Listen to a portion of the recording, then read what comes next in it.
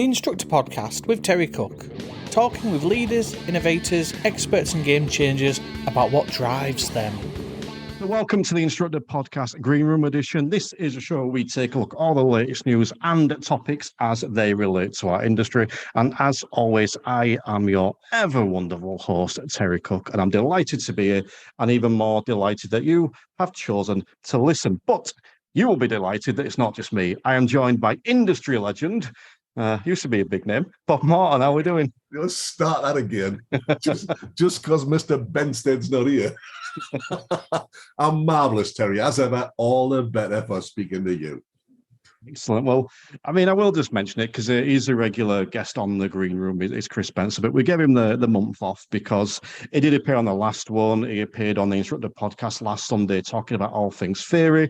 He is appearing on the first expert sessions we're doing on the 12th of April, and we're doing the Green Room live at the conference in Kempton, which we might touch on later, Bob. But yeah, so we thought we'd give him a little bit of a break in between and get someone who's, let's say, experience supersedes that of us all. Well, what an intro. Blubberneck. As always in our industry, it's been a quiet month. There's nothing poking the bear. There's not much to talk about. I'm actually really pleased because normally I record these episodes a few days before, around about the 25th, but we had to leave it a bit later this time. And it's a good thing we did because as I'm recording this, the DVSA published their results from the consultation they did a while ago about waiting test times. And I think it stirred up a little bit of a hornet's nest, Bob. Would you agree? Every time it does. And it's, you know, as you well know, Terry, my standard response to this is, you know, the last one, 13% of the industry took part in it. And my take generally is you cannot whinge about it if you're not going to take part. It's like voting, and, you know, if you don't vote in the election, you can't complain about the government you get. But I know we're going to kind of, because we just beforehand, we were looking at the stats, and it isn't quite what it first seems. I read it as 14% of instructors had responded, and I was like, oh, that's brilliant, that's 1% more. So the fact that we've all been banging on about, you know, come on, we need to get engaged, it's not true, because it's 14% of the 20,996 or whatever it was that did it. So it's only really about 6% of instructors. That's half what engaged before. How much of that is because they just look at it and think, well, there's no bloody point because it's not getting anywhere? But I don't know. It's hard to know, isn't it? That would be the next useful consultation. Why isn't anybody voting in these consultations? You know, it's the need to get this sorted now. I don't know whether that's done at association level or DVSA, but because I'll say it out loud, I don't care, because the DVSA have been so bloody woeful at communication since COVID started, people just think, not even interested in what I've got to say. And despite some of the people at the top being, extremely good and, making the right noises and stuff, at the end of the day, if you say DVSA to the industry, they just go, waste of time. And I don't personally believe that, but that's what I hear from people. Well, they're a waste of space. I think I pretty much back up what you say. I think that there are some really good people at the DVSA. It's not the individuals we target when we talk about them. It's the organisation. I second you when you say that more instructors should be taking part in this stuff. I also second you, maybe even more emphatically than you do, as to why they're not taking part. And I'm going to jump straight in to the first proposal I put forward, which was people will need to wait 28 working days before being able to take another car driving test after failing one, rather than the current 10 working days. Now, the reason I'm bringing that up, first of all, is because 30.4% of people agree with that. So 30.4% of people agree, but they're still going ahead with it. Yeah. So if only 30% of people are actually agreeing with it, then what's the point of doing the survey? And if they're going to ignore that for the 70% that disagree, or maybe there was some that said they don't mind or whatever. So I think that when we're looking at why instructors aren't taking part, and a lot of instructors, to be fair, do say, what's the point? The DVSA don't listen anyway. What's the point of me taking part? The issue here is they're proving them instructors right. blatantly proving those instructors right. It's a real difficulty, isn't it? And as we've been just before we started recording here, and as I'm looking at the thing now, I'm not really sure that we're tackling this from the right end. I know they've tried all this campaign. Are we ready for test? Blah, blah, blah. The DVSA have everybody's email address that applies for test, do they not? Why are they not, when people book the test, why are they not firing a standard email out that says, are you able to do the following? Unaided. As a reality check for themselves. And maybe, just maybe, some people that read that might think, actually, no, I'm not. You know, here's what we're going to test you on. And I know all the documentation's out there. They've done the documents that say, here's how we're going to assess you. So they've done a great job on that. But we're not really joining this up here. Why not just say to them, here's what we're going to examine you on. Here's the level of competence or the expected outcomes that we're looking for. Are you able to do this unaided? Because if you can't, you'll fail, you know. And then you'll have to wait 28 days. So tackle it from the front end first. I think that's kind of dependent on us doing that. And maybe there's and I mean, we are doing that because ADIs are terrified about getting hauled in because they've been triggered. But yeah, that's another discussion that we've had another time. You've got to be pretty bad to get triggered, to be fair, because you've got to be triggered 3 out of the 4. So that's a poor performance. So the odd, learner whose backside falls out isn't going to get you triggered. But it seems to me, arse about face. And are we consulting with the right people? Are we doing the right kind of consultation? They're the questions that need to be asked first off. Hang on a minute. We're not getting the response from these consultations that we should be. Now, the DVSA, when they're checking on us, sorry, I'm going on a bit of a rant here, but when the DVSA are checking on us, they're saying, if you keep doing what you're doing, i.e. not adapting the lesson plan, we'll fail you. Well, they're doing what they keep doing. If you keep doing what you've always done, you'll get what you always got. And if they're only getting 13% to engage with it, it's time they did something different, not us. They're not engaging with us and not getting us to want to engage. So they need to up their bloody game and do something different, because this state of affairs, it's shit and it needs to be better. I mean, this is the point where I've had a lot of messages about this today, and I'm usually really good at seeing the both sides of arguments and stuff like that. And I'll usually almost play devil's advocate sometimes and stick up for the person that's not here, if you like. But I'm struggling. Because I can't argue with what you're saying. This is the point. We look at the way we teach. We're adapting the way we teach so that when the learner's struggling, rather than go, oh, it's the learner's fault, we look at what we can do differently. That's right. Well, That's right. The DVSA aren't doing that. The DVSA are looking at what's going wrong at the test and going, right, what can everyone else do differently? But they're aware of it. They're aware that that's what needs to happen, because that's what the standards check's all about. You know, are you adapting the lesson when necessary? Because what you're doing or what the learner's doing isn't working. They expect us to step up. Now, I think it's time for them to do the same and practice what they preach. I've defended the DVSA a lot. And I've been thanked by some of the senior bods at the top of it when I've been at these, the shows and stuff. I've been thanked for my support, because I think generally they're doing a decent job in this area. This needs to change. This is no good. 30% agree, and yet they're still doing it. Well, hang on a minute. So do they not care about the other 70%? Or are they all abstainers? That's the thing, isn't it? You just don't know. We haven't got a breakdown about how many of those, the 30.4% that agree, is that everybody? Or is we that... do actually. So strongly agree was, I'm not going to go into the 0.8s. So strongly agree was 14%. I'm just scrolling down there. Yeah, agree was 17%. Neither agree nor disagree was 6.5. Disagree was 19, and strongly disagree was 44. So, there's what's that? 44, 54, 64, 63% either disagreed or strongly disagreed. So there is clearly people saying there, we don't want this, but they've done it anyway. And actually, that's the strongly disagree is 44%. Yeah. Well, and this is what, I don't know. I'm struggling for words for this, because that's the first thing on there. And because they haven't liked the answer they've got, they're doing it anyway. And it does make it just makes the whole thing a shambles. It makes the whole thing pointless. And I wouldn't be surprised next time if the number of ADIs taking part is less, because why would they? I'm just looking at this, that the neither agreed or disagreed is a very smaller number. The only one in which people who agreed is more than people who disagreed was road safety organizations. Everywhere else, it's just about twice the amount of people who disagreed. So that's interesting, and yet they're still doing it. And I know it's because, a minister will have stood up in Parliament somehow and said something must be done.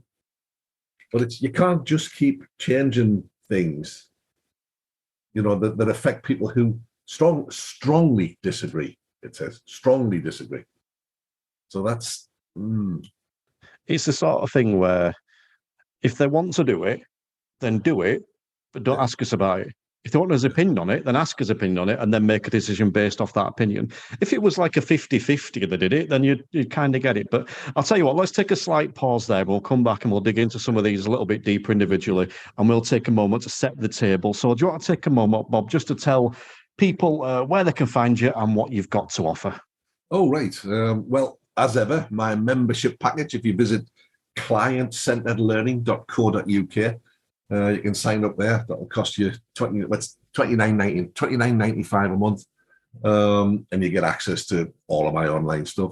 I'm also running some masterclasses, which I've been enjoying doing, and you'll see the adverts for those all over the blooming place. And it's where we're looking at, helping people to understand how human beings learn, because it is different to the way that a lot of ADIs think it is. It's because we have this model in our head where you tell people what to do, and then eventually, by reducing the support, we get them to do it on their own. Well, that's not actually how human beings learn. That's not the most. They do learn that way, but it's not the most effective way. So it's looking at that, and then looking at, now we know that, well, how can we use that information to develop different kinds of questions, to develop different strategies to get the learning out rather than trying to pour the learning in. Excellent. And just as a reminder, anyone that is a member of my premium content gets a £10 a month discount over there. And that's a perfect opportunity for me to mention that we've actually got members of my premium content watching today. They're watching, and they'll be joining in at the end, potentially with their own questions and comments. So, you can also take part by signing up to Instructor Podcast Premium. And the best way to find out more is to head over to www.theinstructorpodcast.com. But I'm just going to take a second to tell you a little bit about what's coming up in April around the Instructor Podcast. So the next regular episode is out on Sunday the 2nd, just a few days away. And that's a very special episode because once a season, I like to put an episode out from my premium content. And this Sunday, it is going to be a double whammy. I've got an episode with you, Bob, and I've got an episode with San Harper. So the episode with you is one where we spoke all about driving tests and how we can best prepare our students. And San is all around ADI mindfulness. That's on the 2nd of April. And then we've got some cracking episodes coming up as well around, we've got one around tax, and we've got one around sleep, which I recorded today. And I was very impressed with that one.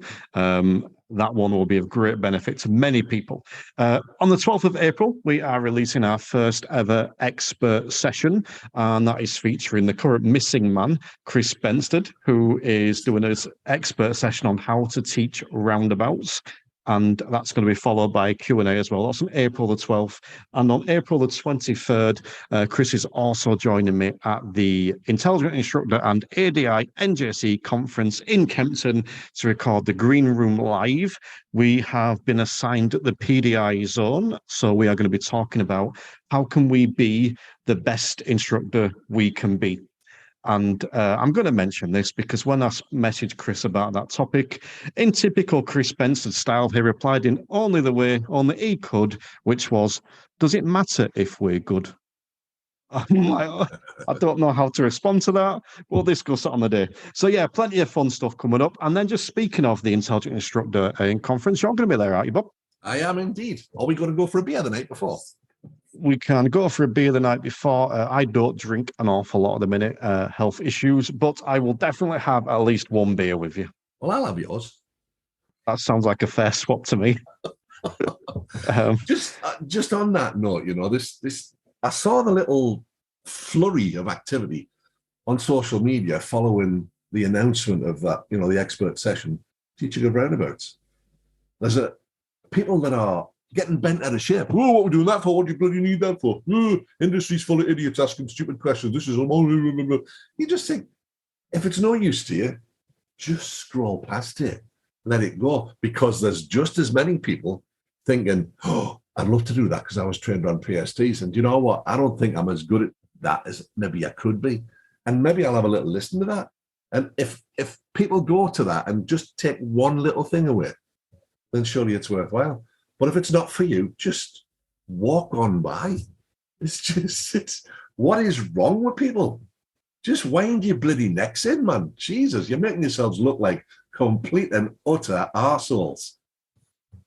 I mean, what I'm going to tag in here, just brief. I don't want to dwell on this too much, but it's worth that I mention it, because if you are going to go and publicly belittle and insult and criticize someone, we don't do it to someone with a podcast. But the you're holding the microphone. Yeah. The thing I would say is, now, this is being completely honest, when you strip away some of the bile and you strip away some of the bullshit, some of those people actually made valid points. Even just the belittling comments about why we call expert sessions, it made me think about it. It makes me think, is the name right? Is the word right? And anything that does that is good. But what you don't have to do is be a dick about it. That's my thing. You can, I will happily have. Yes, I don't normally respond in that manner and get angry with it, but I just looked at it and thought, is there any need for that, really? And who in this industry can actually point at Chris Benstead and say he's not an expert? Exactly. But yeah, I have no problem at all if anyone criticizes anything I've done at all, especially if they've listened to it. But I have no issues with that. But there's a way to do it. You look at the way we criticised the DVSA a little bit earlier. It started off by saying we're not pointing fingers at the individuals, we're looking at the organisation. So we're really clarifying what we're doing. So the only other thing I want to mention about all those people that drummed up such a big fuss, I just want to take a moment to actually thank them, because I've reached people because of them that I never thought I would. And I've sold more places on that course because of their promotion of it. So, thank you for taking part in that with that criticism. It's very much appreciated, but I'm now not talking about those folks any longer. We'll move on to someone that's actually worth my time and worth my energy, which is discussing this. So let's go back to the first one we mentioned, the fact that you have to wait 10 working days at the minute for to take your test again. Now you have to wait 28 days. Bob, is that going to make a blind bit of difference? Can anybody get a test in 10 days currently? Nope. Or 28 days. No. If you'd be lucky to get one in 28, you're lucky to get one in 28 bloody weeks at the minute. So I don't know. I'm becoming a little more disenchanted with the DVSA. They're desperately short of examiners. If you really want to look at this, maybe if you treat them better, they wouldn't be leaving you in droves. Maybe if you stop changing their terms and conditions without consultation and telling them they've got to work different test centers, they've got to work Saturdays. Oh, by the way, they're not going to get any more money. Maybe if you pack that in, things might, be better. Maybe you'd be able to retain examiners.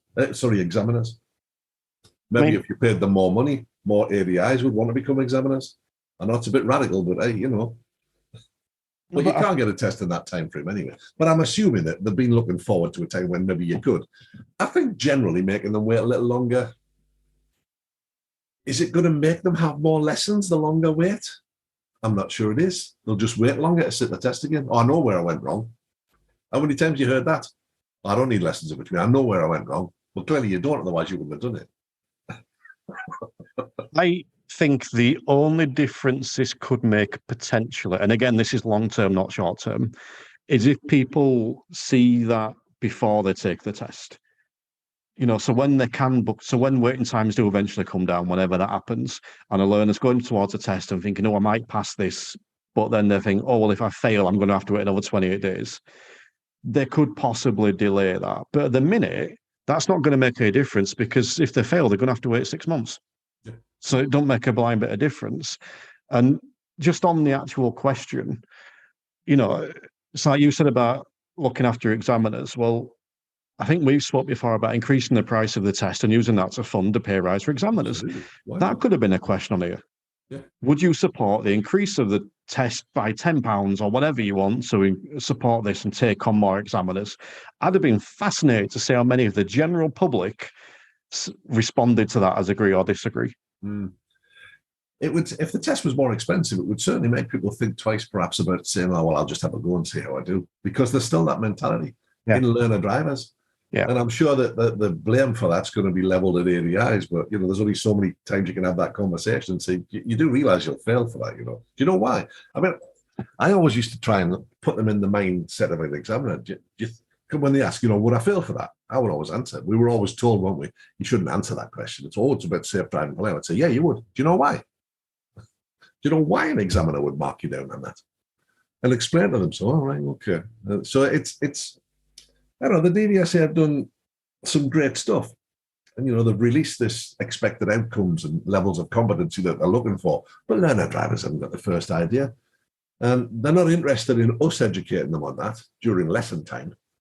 So we've got to find ways of engaging with them a bit more. Maybe moving some of this into schools, maybe moving the theory test into sixth form colleges, because it's still something like 70% of 17-year-olds are in sixth form college, isn't it?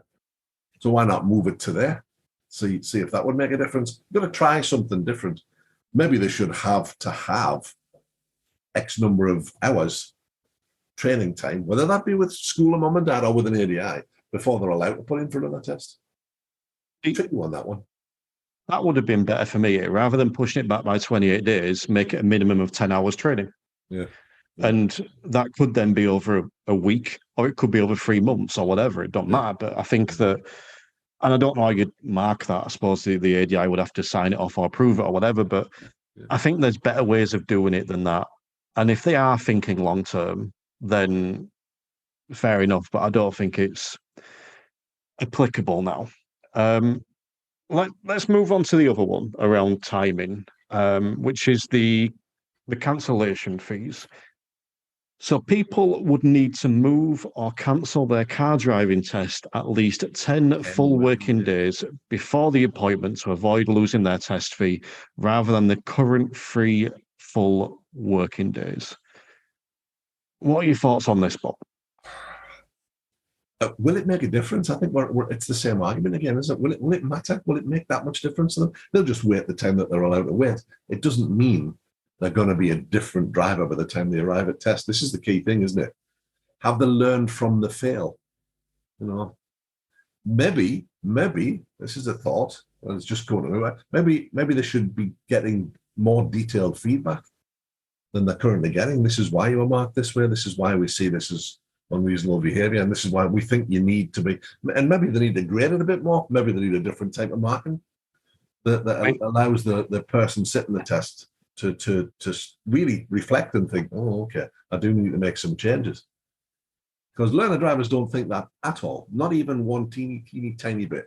Well, maybe the odd ones, but most of them just think, oh, well, I know where I went wrong. I mean, just to clarify, this is around the cancellation of a test. And for me, I don't think it changes anything at all. I think it's going to have more of a negative effect. Because if I've got a student now that can cancel within 3 days, then I could get them that can't cancel within 3 days. Sorry, I could get them to cancel 4 days away. Yeah. Whereas if you're within 10 days and that student decides they're not ready, they're not going to cancel that test. They're just going to let that test expire. So I think there'll actually be more no-shows to test centres as a result of this. Because why would you? And again, I would, because I'm a decent human being. But why would most people actually bother to cancel their test within that 10 days if they're losing their fee anyway? They'd probably almost potentially spitefully take out the DVSA. I've lost my fee anyway. Why should I cancel it? Yeah, true enough. I think the reality is that the answer to this, of course, is to not be short of examiners. But that's the answer. So all of this stuff, this is like tackling somebody's speed on approach to junctions when coasting is the issue. You're tackling the symptom, not the cause. And the cause of this is they can't retain examiners. That's the cause. These are symptoms of that. The cause is they haven't got enough examiners. So tackle the cause, not the symptom. Fix the illness. I think I would agree. I mean, on this one, I will say 48.5% of people agreed with this. So, still less than, it's still a minority, still less than half. But I'm actually surprised with the amount of people that agreed with that. But I think that... my mouse making the noises. I'm trying to click back and forth through my screens. I mean, look, to me, they're quite innocuous. They're not overly harmful.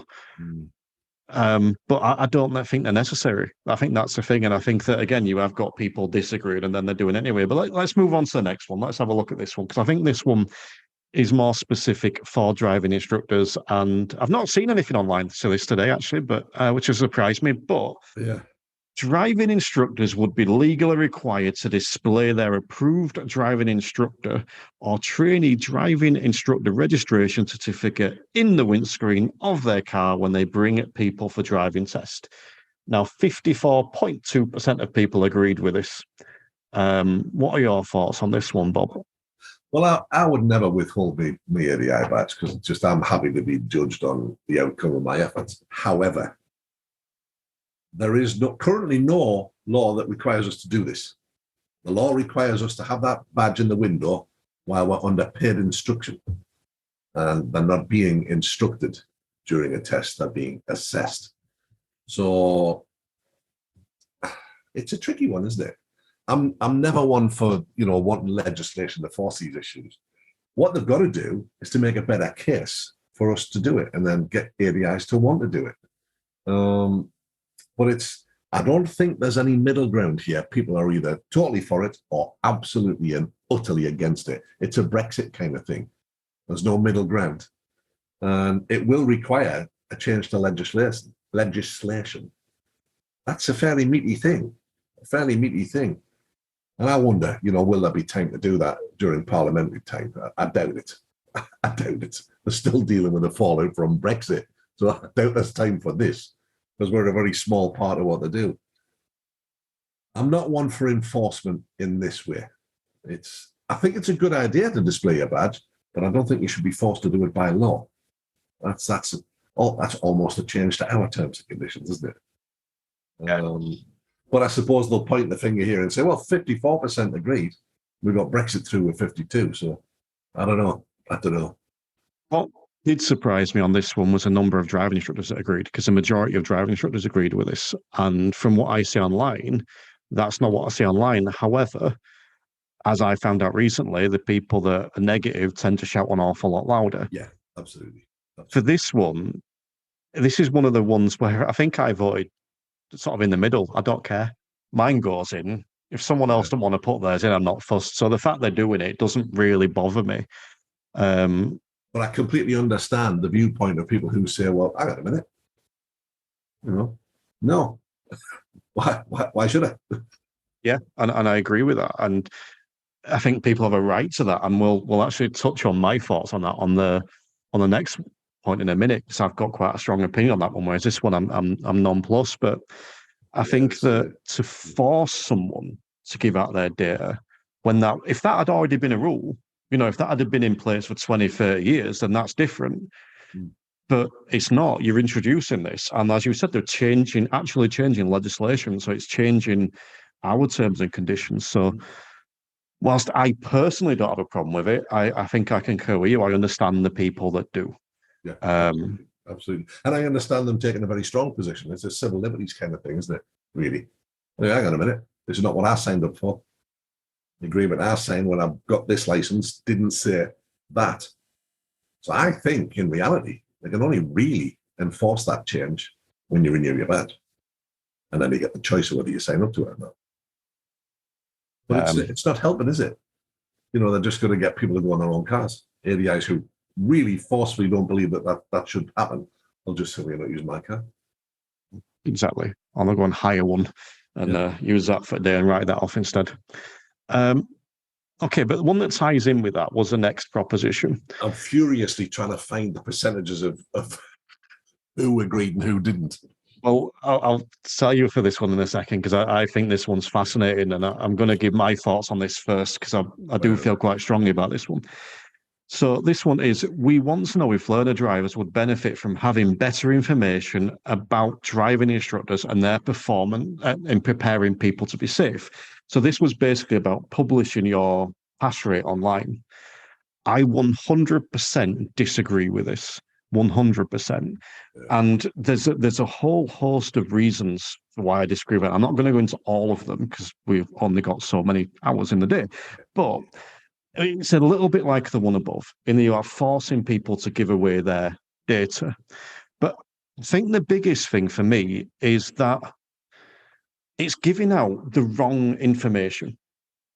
I'm going to have to be very, very careful with what I say now. So if this is wrong, I want someone to tell me to shut up because this could go down wrong. But over the years, just before COVID, actually, I got 3 students come to me from another instructor, and I'm not going to say which area, all of whom said that instructor was very inappropriate, showed me text messages, told me stories, that kind of stuff.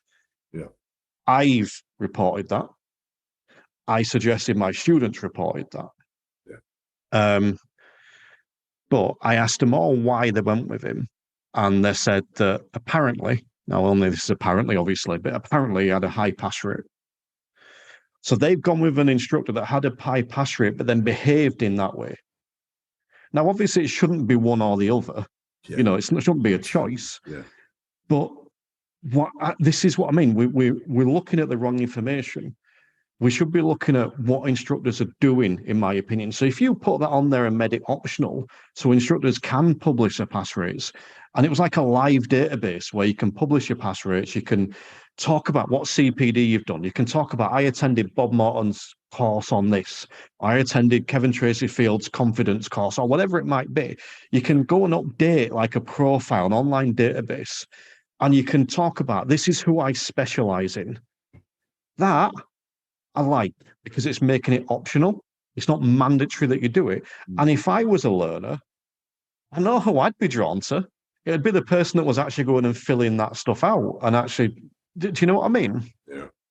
It's, if you ask learner drivers, we to know what your instructor's pass rate is. Yep. They're going to say yes. Yep. When learner drivers or their parents ring us, what questions do they ask? How much is it? What's your pass rate? Why do they ask those questions? Because they don't know the right questions to ask. So that's what they ask. What they need to know is, how's the thing going to be overall? Are they going to be safeguarded? Are they going to be blah, blah, blah? And by the way, it'll take you less lessons, blah, blah, blah, blah, blah. Now, are we saying here that human beings here aren't smart enough to know, aren't smart enough to do their own due diligence, and aren't smart enough to move on when things aren't right? So what's behind this? They would like to introduce this. They've got to change legislation again. Now, they've already given us the opportunity as ADIs to publish what grade we are on the Find a Driving Instructor page, so you can do that.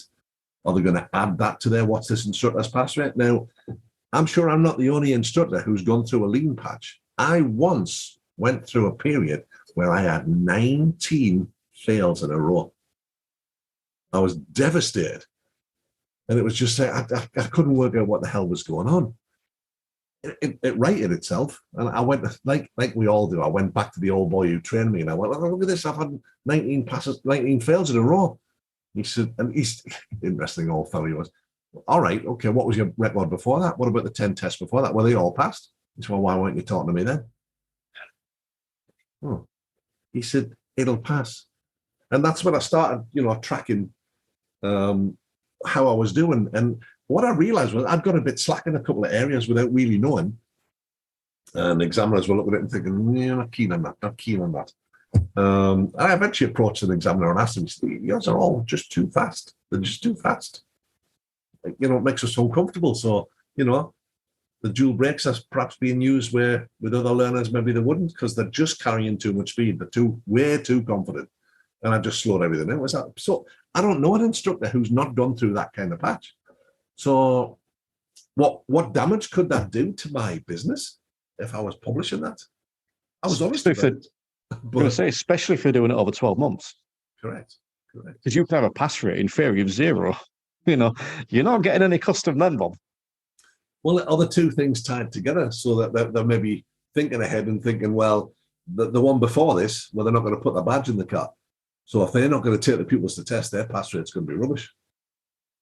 So it's, and Joe's just made a point thanks, Joe, great point. Already the information they hold on us in a lot of cases is not correct. So what about if that's the case?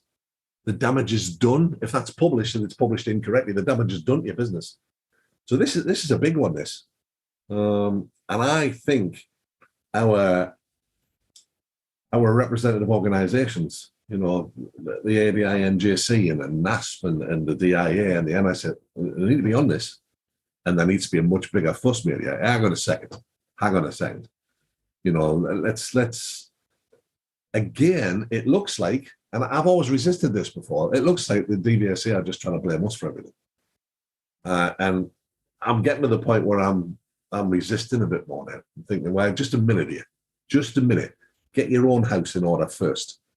Get, physician, heal thyself. So it's all about what we need to do and what they're going to do to us. What are they doing in terms of examiner retention? I'd love to know that. What are you doing internally to make sure you're stopping the loss? How about you publish that? What are you doing to their terms and conditions without their permission? How about you publish that? So, it's important, I think, that they look inwardly. Because at the minute, the finger of blame is being pointed elsewhere. And the one thing I've learned as a trainer and a trainer of trainers in my lifetime in this industry is, if you point the finger of blame elsewhere, nothing changes. If you turn the finger of blame inwardly, everything changes because you look at everything. And it's time to start doing that. Because there's too much here. And I think as an industry, we're thinking, enough now. Hang on a minute. What are you doing? What have you done other than change terms and conditions of examiners and force droves of them to leave? You mentioned there, so Joe's comment about the data being incorrect, and I think Haley asked how often would it be updated as well. I made the proposition a while ago that, and this would be a big task for the DVSA, I appreciate that, but why not have a live database so that every test that's conducted is updated that day? So you can go on the next day and see the result of that test. So that if that test result is incorrect, or it's usually not the result that's incorrect, is it? It's the driver faults that's incorrect. But if that's incorrect, you can then hit contact, whatever, and say, this is incorrect, here's the result or whatever. And you would get a live, delay of 24 hours, but effectively a live update of your test. Snapshot of what's going on. Yeah. I reckon that if you asked ADIs that, I reckon most ADIs would bite your hand off at that.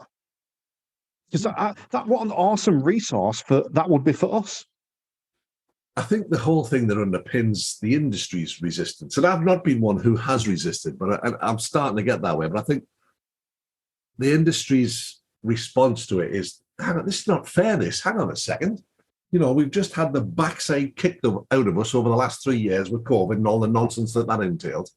And a lot of us were brand new in the industry and didn't have accounts ready, so we got no bloody help, left on our own with cars to pay for and blah, blah, blah, blah, blah.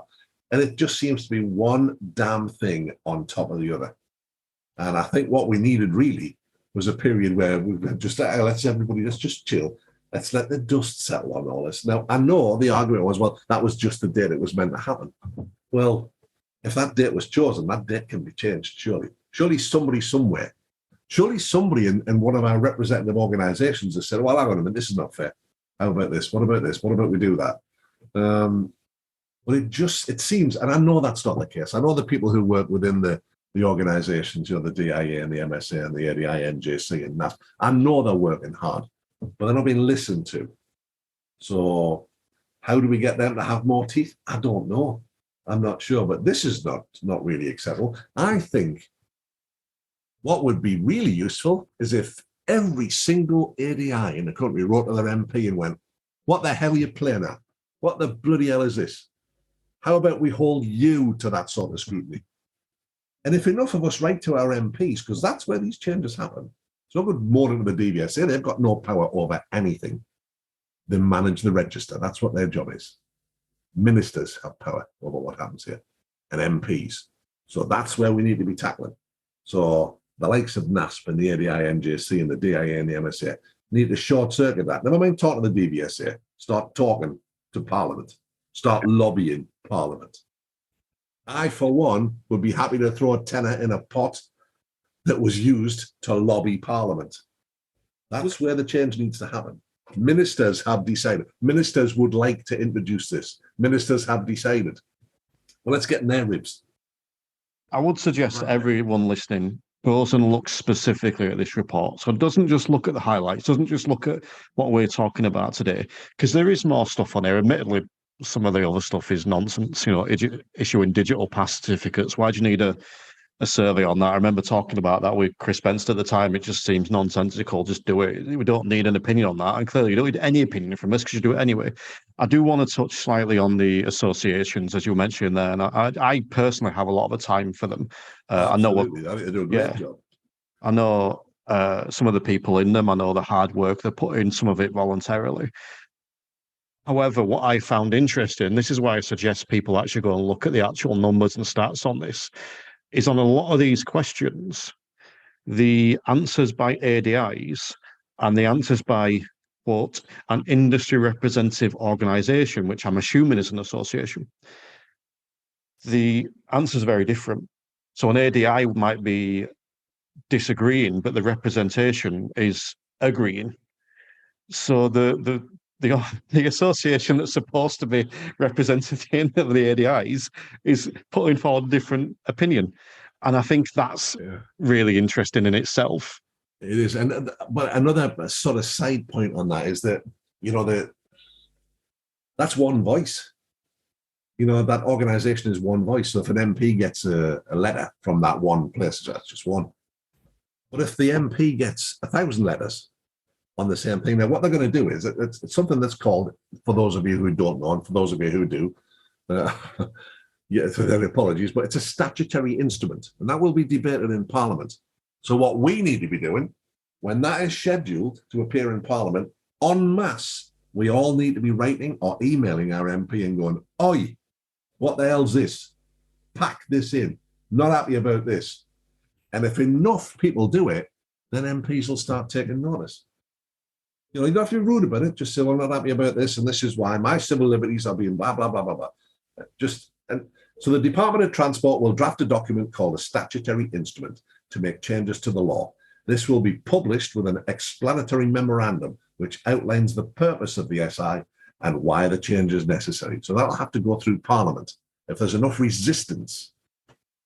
So we have our part to play here. We all need to write to our MP and say, not happy about this, blah, blah, blah, blah, blah. And if enough of us do it, well, then maybe take notice.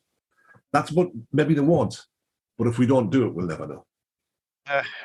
I agree, but we can only get 2,000 people to fill in a survey. Who's going to actually write a letter? And also, you look at the stuff that driving instructors kick up a fuss about, it's about the word expert.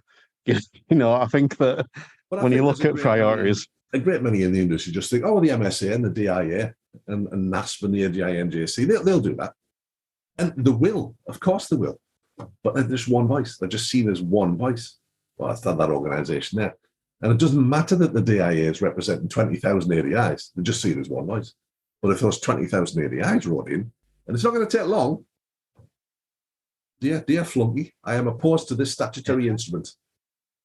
If you want my vote next time, better fall the right side of it.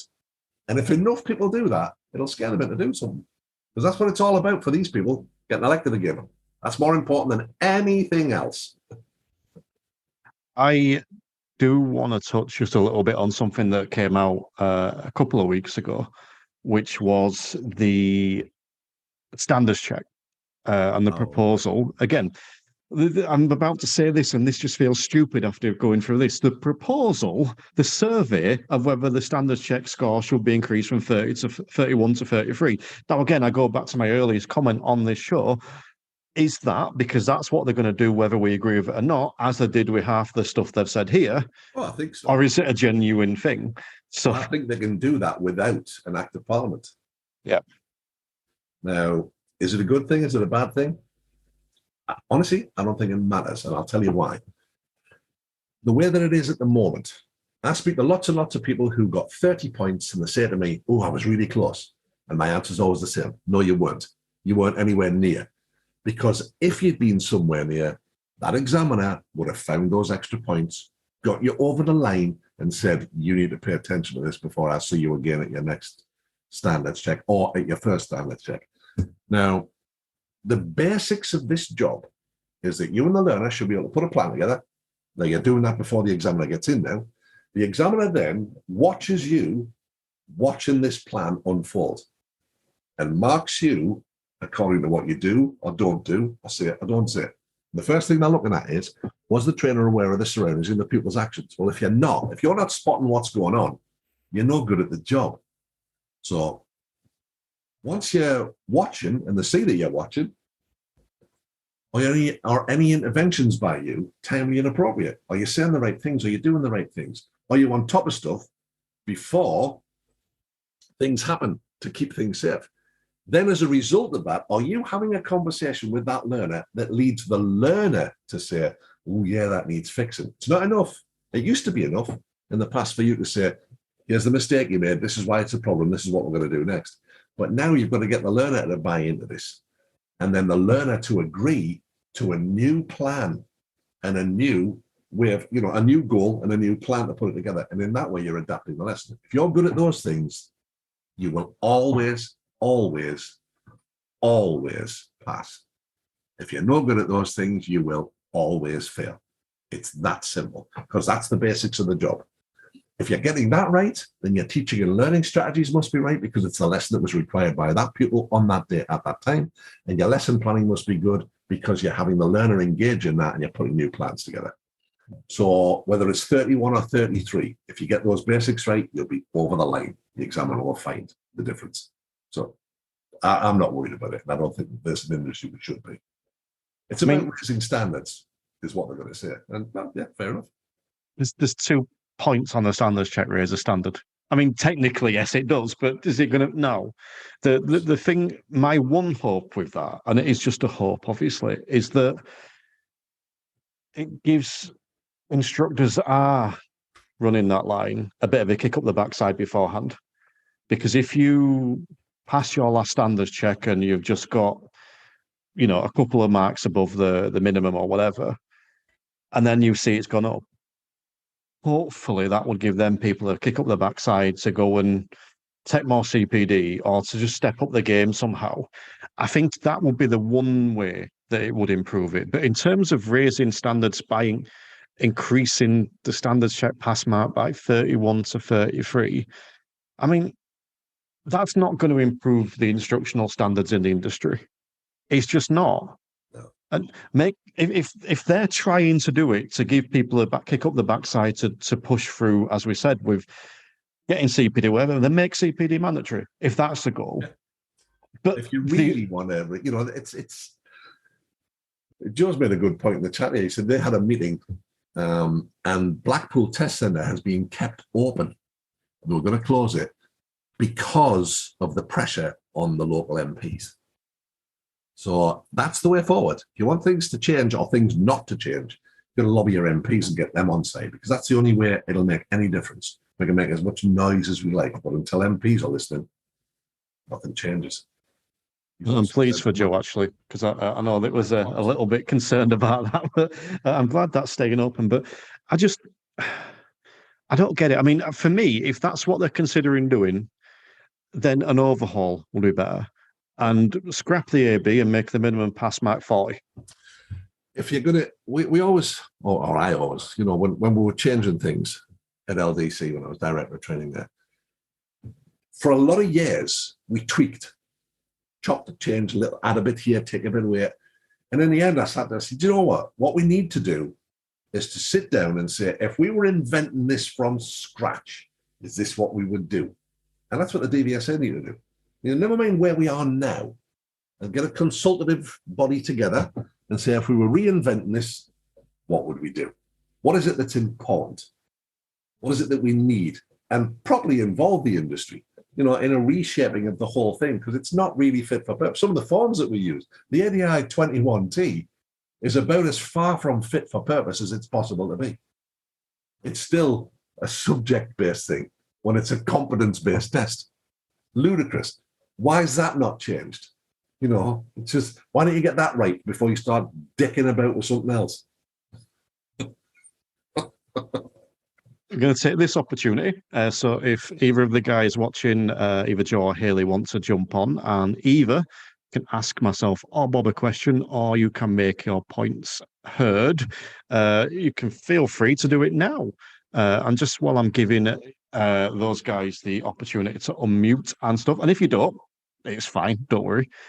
But do you want to take a moment, Bob, just to remind people where they can find you? clientcenteredlearning.co.uk. If you have a look, I've got adverts out all the time about the things I'm doing. I run a couple of master classes, which people might find interesting too. And I've put my clock right now, Joe. Happy? Yeah, brilliant, Bob. I didn't think I was OCD before, but I was watching that for the last hour and a half. For anyone listening to the podcast, Bob's clock was wrong, and Joe spotted it first. Sure, give us your thoughts. Just going back to a couple of points with, I know it seems a long time ago, but like you say, with Chris on, Chris Spencer dealing with the roundabout situation, and Bob was touching on it, getting people to wind their neck in and stuff. And I just think, I think I'm all right teaching roundabouts, but I'd like a different input to it. Do you know what I mean? And in the same way that I'm interested if someone puts, a cockpit drill on Facebook or whatever it is. Do you know what I mean? And I'm happy that I can do it, but it's just nice to have a different. Sit with a brew and have a look how somebody else does it. Absolutely, isn't it? I've got loads of great ideas. Yeah, and I stole most of them. Yeah, do you know what I mean? So I agree totally with that. The 10 days thing. What was it? They're increasing it now to 10 days, isn't it? I don't know whether that would be more encouraging kids to just think, well, I'll just have a go more than it is now, because the cut-off's been brought this way. Do you know what I mean? It's been brought a little bit further this way, hasn't it? It's a big thing, isn't it, when you're 17? Yeah. It's a rite of passage, and if you say, if you cancel this test, you're going to have to wait 6 months for another one. Of course, you're going to think, well, I might get lucky. Yeah, I think about road safety when you were 17. I didn't give a yeah. Well, you don't. Yeah. So I was thinking what Terry was saying when he was saying, if you leave it if you got 4 days, you can cancel it, can't you? You can. If you stuck to 10 days, then I think people will be more inclined to just have a go at it, thinking, well, I've got another 10 days. You know what I mean? What was the other thing? The badging, putting the badge in the window and stuff. Again, like you said, Bob, I don't know whether it's more sort of shifting the blame a little bit towards the instructor side of it. And I think they're trying hard to change things, but they're barking up the wrong tree. The whole thing needs putting in a bag and giving a good shake. Yeah, it's all a bit. It's a bit funny at the minute, isn't it? And like I say, we've had this going on at the Blackpool Test Centre with. When I say it's remaining open, it's got a stay of execution. Do you know what I mean? Well, they were originally. Any idea how many instructors wrote to them?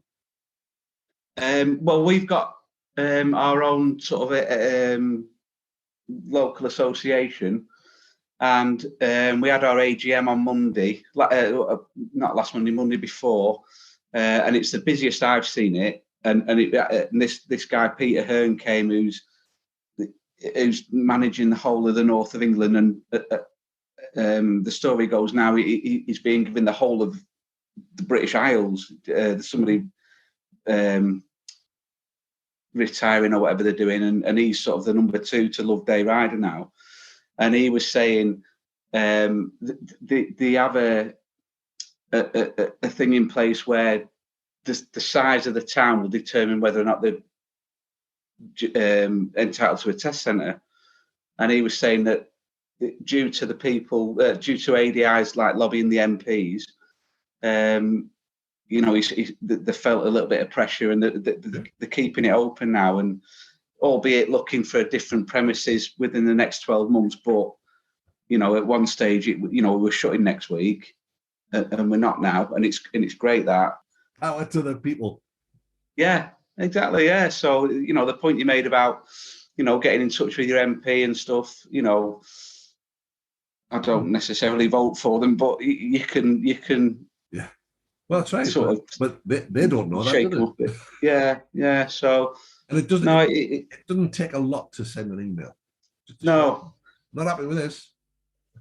Yeah. So no, it was, it's worked in our favour, that one, for the time being. But I agree with Terry. I think I've made a point before, Terry, on Facebook with the, when they're publishing pass rates and doing all this, that, and the other. Find a good instructor, but use our data that's wrong. I find that a bit weird. But well, last time I looked, the free market was in operation in this country. Yeah. And if you're no good at the job, customers won't come your way. Well, I'll tell you what, it's like you say, I mean, we go for a drink, we go down the local pub. I listen to my mates who's a good plumber, who's a good electrician. I don't go online, were they good for you, mate? Yeah, they were brilliant. Right. Come and have a look at this in my house then. You know what I mean? I don't need to go and... Yeah, we're not idiots, are we? We don't... No, exactly. We can decide. Yeah, strange. Yeah, I think what they're doing with that one, and this is how I view that, is that you basically saying, look at this number. This number is the only thing that matters. Ignore all these reviews, good and bad, where people are giving actual words describing someone. Ignore this person's social media feed, where they're sharing all this useful stuff. Ignore word of mouth. Ignore the fact that this person specializes in X, Y, and Z. Ignore all that. Yeah. The only thing that matters is this one number. The stats based. I mean, I don't want to get into politics, but that's how they operate. It's numbers and figures rather than human emotion, and it is 100%. 100% it is. If you look at it, the motto is safe driving for life. So if you're really serious about that, you should be pushing forward the instructors whose pupils don't. Yeah, you should be going. You should be going the other way with it. You should be going for the not the numbers and figures, but the human side of things. But if you've got a load of 5-star reviews, you're clearly not fiddling with your pupils. No, I know, but yeah. So I think that's the biggest bridge to gap. That one, where it seems like you're dealing with robots all the time with the DVSA. Yeah. They've got a screen in front. It's like when you phone a customer service thing and they're reading from a screen. It's like that, but you're dealing with that on a daily basis. But to be fair, the guy who come to us on the meeting, he was good. He was okay, and he talked from. I think the people that work in the organisation are really, really, really good. Yeah, but he kept going back to like an office in. He kept saying there's a bunch of people in Newcastle who were pushing buttons on screens. Do you know what I mean? And that they're the people that filter out that, and it's not right. And I know it cost a lot of money to have a conversation with a human every time, but it's wrong, I think. But there you go. I also think that I would like to finish on your, if temporary, happy story of the Blackpool Test Centre being open. I think that's we've been quite feisty on this show, and rightly so, I think. But it is good that you've come on and told us that power to the people. We can make change. Yeah, it can Terry. Yeah, definitely. I think this is the feistiest I've ever been. But no, I think let's end the show there. So really appreciate you guys joining us. I appreciate you joining me, Bob, as always. It's been great having some people watching. And if you guys want to come and watch Record Live, and as we've seen here, take part with some questions at the end or comment in the chat during, the Instructor Podcast Premium Interactive tier is where you can find all that stuff. But for now, all I'm going to say is remember that if you're not enjoying your driving lessons, you're doing them wrong. The Instructor Podcast with Terry Cook, talking with leaders, innovators, experts and game changers about what drives them.